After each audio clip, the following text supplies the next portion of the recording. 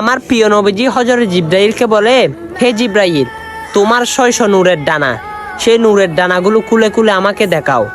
তখন জিবরাইল আমিন বলে, ইয়া রাসূলুল্লাহ, আমার নূরের ডানাগুলো খুলে খুলে আপনাকে দেখাবো, আপনি তাহলে তো সিদরাতুল মুনতাহায় যেতে হবে। তখন সিদরাতুল মুনতাহায় মেরাজ শরীফের দিনেই আমার রসুল গেল।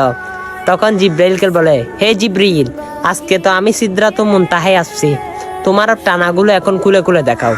তখন একটা দুইটা করে করে 600টি নূরের ডানা খুলতে লাগলো এবং আমার রসুলকে দেখাইতে লাগলো। কত বিরাট বিরাট আসমান সমান তার পাকগুলো এবং তার ডানাগুলো। তখন জিবরিল আমিন সিদরাতুল মুনতাহায় গিয়ে বলে, ইয়া রাসূলুল্লাহ, আপনি বলে একজন শ্রেষ্ঠ নবী, সর্বশেষ নবী, আপনি বলে নূরে মুজাসসাম, এবং আপনার নূরের নূরগুলো আমাকে একবার দেখাও।